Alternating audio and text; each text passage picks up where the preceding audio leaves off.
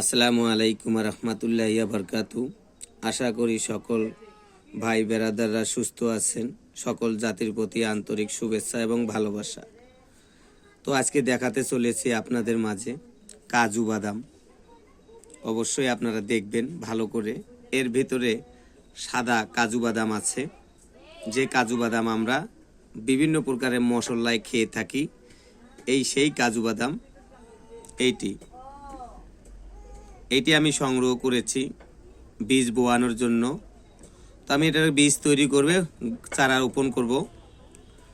তো এটি উপকারিতা, এই কাজু বাদাম যদি আপনি প্রতিদিন 60টি করে কাজু বাদাম আপনি 1 গ্লাস দুধের সঙ্গে, গুনগুনা গরম দুধের সঙ্গে যদি আপনি 60টি করে কাজু বাদাম চাবিয়ে খেতে পারেন, তো বিশ্বাস করবেন না আপনি দুধ খাচ্ছেন না কি খাচ্ছেন আপনি নিজেই বুঝতে পারবেন না।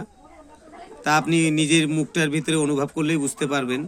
তবে একটা কথা মনে রাখবেন, এটি অত্যন্ত পুষ্টি এবং শরীরের আয়রন, শরীরের একটি অঙ্গ বলতে চলে এটাতে, কেননা অনেকগুলো এটার ভিতরে ভিটামিন আছে। তো অবশ্যই আপনারা ব্যবহার করবেন এইটিকে। ভালো থাকবেন। সেই সমস্ত ভাই বেরাদারকে বলি যারা অতিরিক্ত টাকা পয়সা নষ্ট করতেছেন, তারা অবশ্যই কাজু বাদাম কিনে খাবেন দুধের সঙ্গে।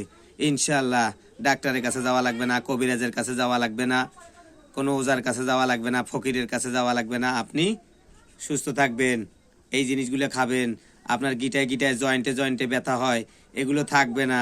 লিভার ক্লিয়ার হবে, পায়খানা পরিষ্কার হবে, আপনার পেট পরিষ্কার হবে, রুচি বৃদ্ধি হবে, মুখটা সবসময় দুধের মতো একটা আশ আসবে আপনার মুখ থেকে।